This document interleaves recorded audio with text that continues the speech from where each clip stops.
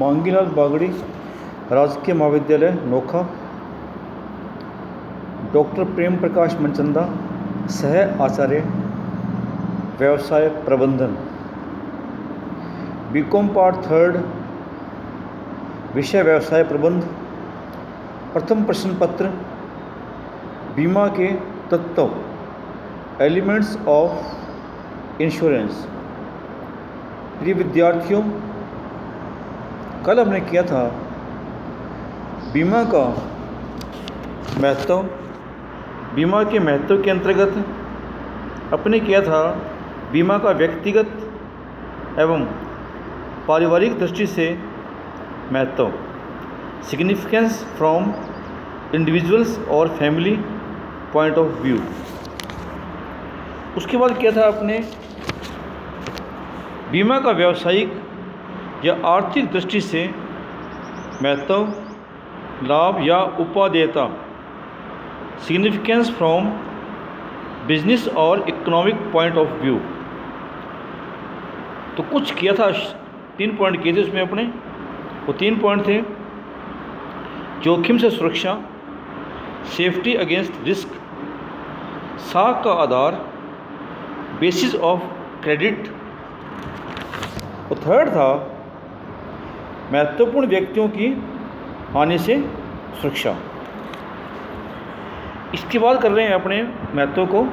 तो बीमा से एक व्यवसाय को या आर्थिक दृष्टि से यह भी लाभ होता है कि इससे एक व्यवसायी बीमा करवा करके व्यवसाय में होने वाली अनेक प्रकार की जोखिमों से सुरक्षा प्राप्त कर लेता है।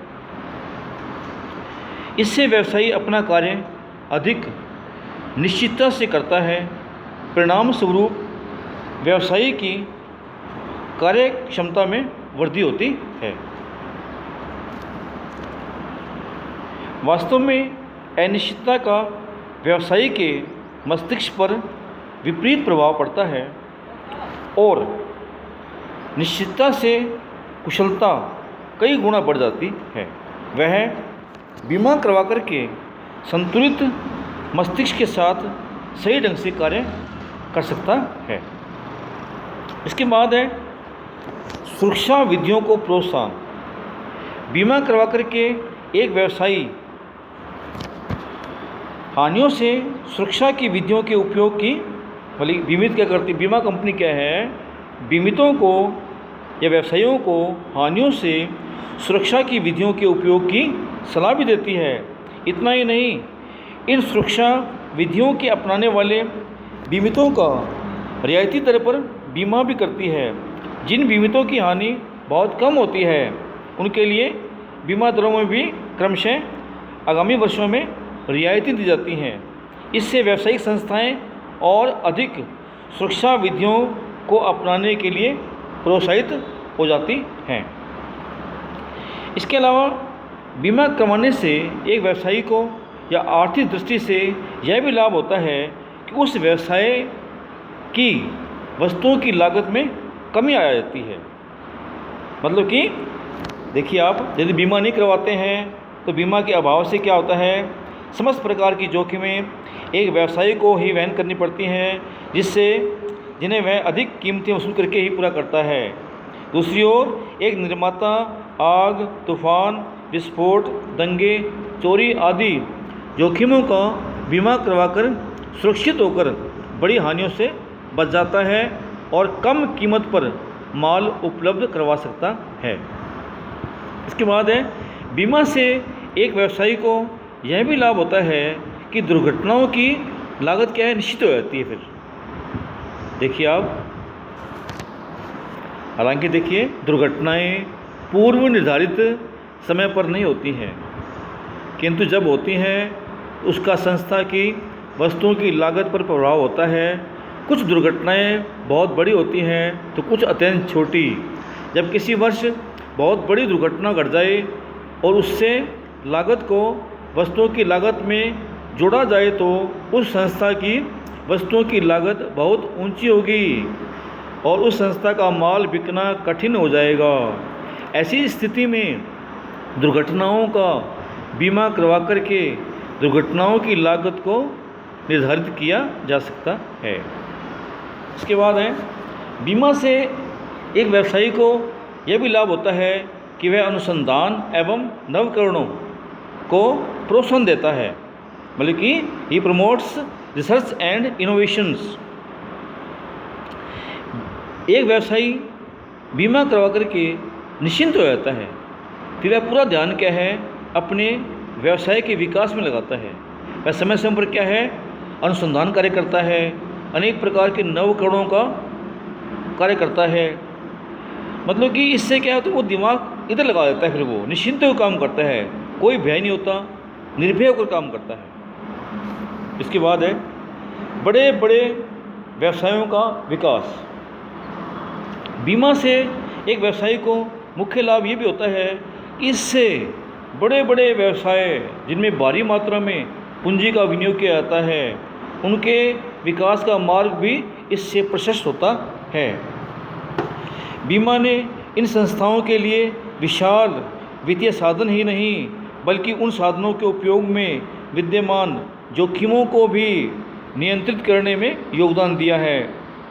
बीमा व्यवसायी को बहुत भारी जोखिमें कुछ ही प्रीमियम राशि के बदले में उठा लेने का साहस प्रदान करता है। इससे क्या होता है बड़े बड़े उद्योगों का व्यवसायों का विकास होता है। इसके बाद है बीमा से एक व्यवसाय को या आर्थिक दृष्टि से यह भी लाभ होता है कि छोटे छोटे उद्योग जो लघु उद्योग हैं जिनकी जोखिम उठाने की क्षमता बहुत कम होती है, उनके विकास में भी सहायता करता है। क्योंकि इससे क्या होता है एक बड़े व्यवसायी तो क्या करते हैं कुछ जोखिमों को आसानी से उठा सकते हैं, किंतु लघु व्यवसायी छोटे उद्योग उन जोखिमों को उठाना उनके लिए संभव नहीं होता, बल्कि जोखिम हो जाती है तो उनका अस्तित्व भी समाप्त हो जाता है। परंतु वे लघु व्यवसायी अपने व्यवसायों का उस व्यवसाय में संपत्तियों का माल का बीमा करवा करके क्या करते हैं जोखिम उठाने में मदद करते हैं। सेवा उपक्रमों के विकास में योगदान, बल्कि जो सर्विस एंटरप्राइजेज हैं उनके विकास में भी क्या है बीमा अपनी महत्वपूर्ण भूमिका निभाता है।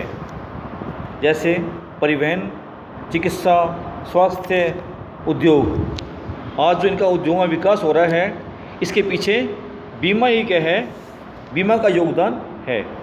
इसमें क्या होता है बीमा कंपनियां आजकल क्या है ऐसे उद्योगों में क्या है भारी मात्रा में पूंजी का विनियोग करती हैं, पैसा लगाती हैं, उनकी जोखिम को उठाती हैं और यदि हानि होती है क्षतिपूर्ति के रूप में धन भी चुकाती हैं।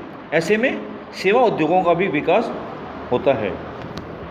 विदेशी व्यापार को प्रोत्साहन, विदेशों में माल भेजना सबसे अधिक जोखिम भरा होता है। समुद्री मार्ग द्वारा माल भेजना खतरे से खाली नहीं होता है। इसके अतिरिक्त क्रेता के संबंध में भी पूर्ण जानकारी नहीं होती है। आयातक देश के साथ संबंध भी सदैव अच्छे ही रहें यह आवश्यक नहीं है, परंतु विदेशी व्यापार बहुत अधिक जोखिम भरा होता है। परंतु व्यवसायी बीमा द्वारा विदेशी व्यापार की जोखिम से बच जाता है। इसके बाद है कर्मचारी कल्याण योजनाओं का आसान प्रबंध। बीमा से एक मुख्य लाभ ये भी होता है कर्मचारी कल्याण योजनाएं। कर्मचारियों के लिए क्या होता है आवासीय बस्तियों का निर्माण करना, उनका आवास हेतु ऋण उपलब्ध करवाना, परिवहन की व्यवस्था करना या परिवहन साधनों के लिए ऋण देना इत्यादि ऐसी ही कुछ कल्याणकारी योजनाएं हैं। किंतु धनाभाव के कारण कई संस्थाएं इनका संचालन नहीं कर पाती हैं, परंतु बीमा कंपनियां इन योजनाओं के लिए ऐसी व्यवसायिक संस्थाओं को ऋण उपलब्ध कराती हैं। इसके बाद है कर्मचारी हितों की सुरक्षा। एक व्यवसायी को बीमा से मुख्य लाभ ये भी होता है कि इससे उस उद्योग में व्यवसाय में काम करने वाले कर्मचारियों के हितों की सुरक्षा भी हो जाती है। देखिए, अब वर्तमान में तो क्या है, बीमा कंपनी ने अनेक प्रकार की बीमा योजनाएं कर्मचारियों के कल्याण के लिए शुरू कर रखी हैं, जैसे ग्रेच्युटी बीमा योजना, स्वास्थ्य बीमा योजना, पेंशन बीमा योजना। इससे क्या होता है, एक व्यवसायी संस्थाएं कर्मचारियों के लिए ग्रेच्युटी, पेंशन तथा अन्य लाभों का बीमा करवा करके उन्हें तथा उनके हितों को सुरक्षित कर सकती है। बीमा व्यवसाय का आत्म विकास। बीमा भी एक व्यवसाय है।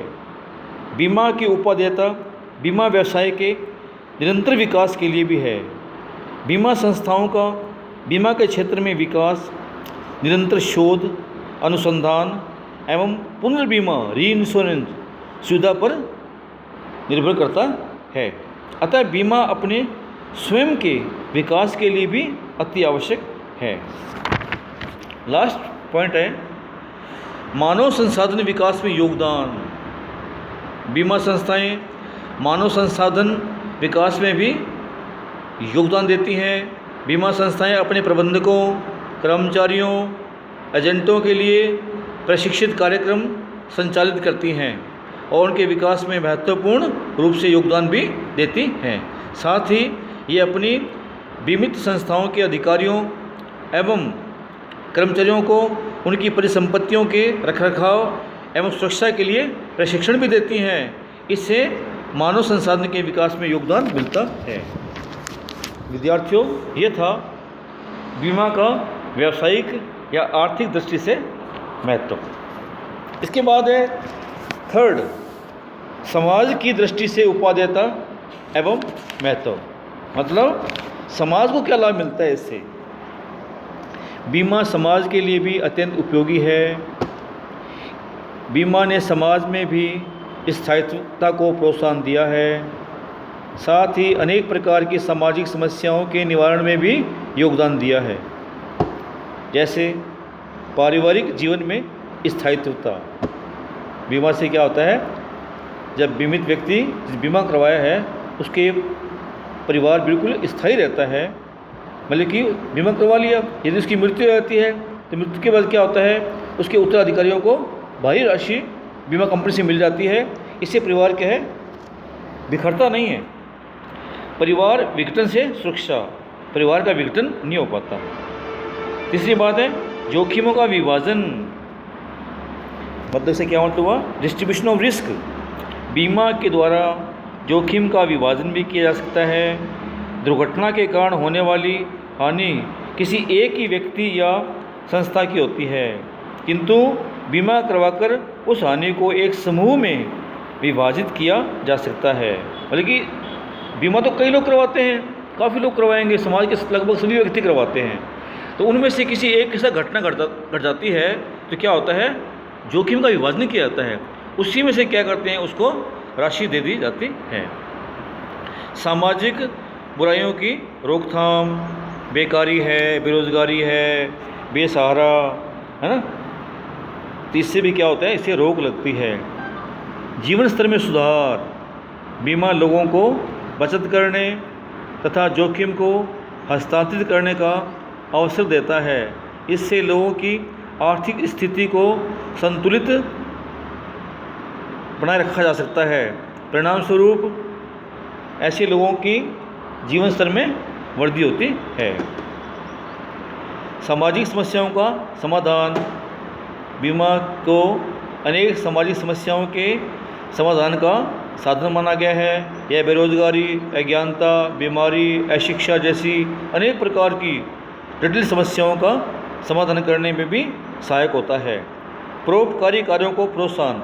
वर्तमान में क्या है, बीमा कंपनियां अनेक प्रकार के परोपकारी, धार्मिक मान्यता वाले लोगों है ना, ऐसे कार्य भी करती है, उसमें योगदान देती है।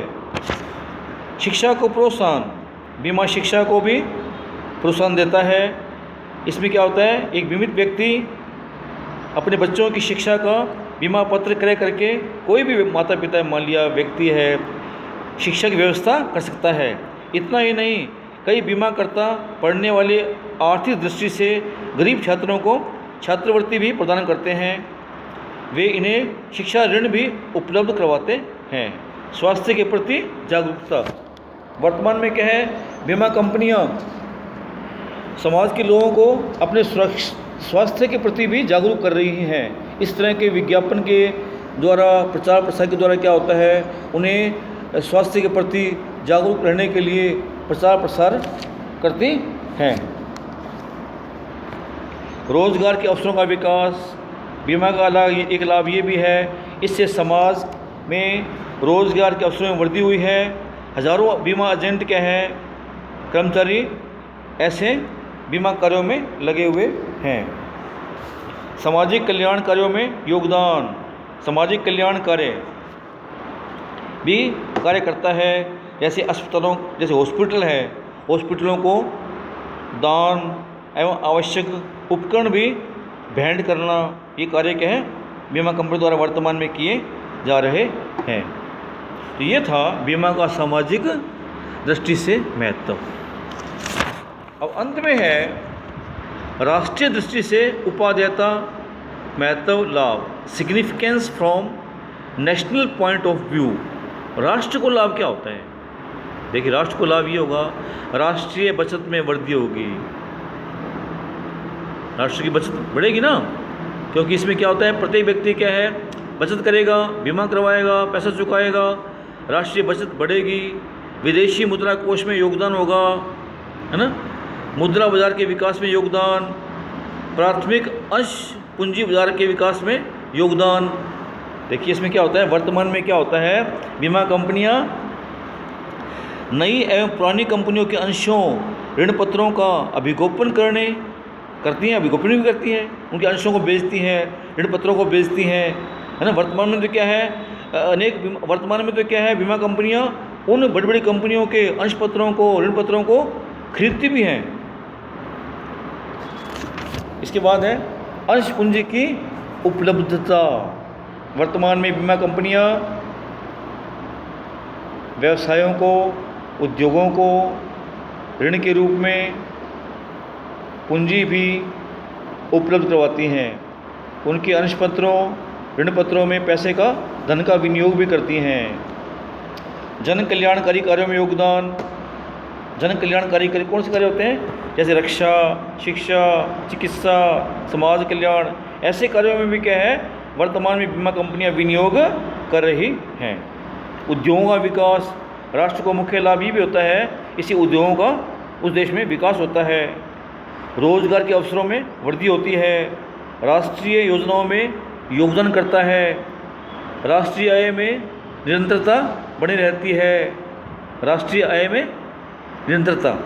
और लास्ट में क्या होता है, ऐसे समस्त कार्यों से संपूर्ण राष्ट्रीय विकास संभव हो पाता है। अर्थात उद्योगों के विकास, रोजगार के अवसरों में वृद्धि, अधिक बचत, पूंजी का निर्माण, सभी संपूर्ण राष्ट्रीय विकास का मार्ग प्रशस्त होता है।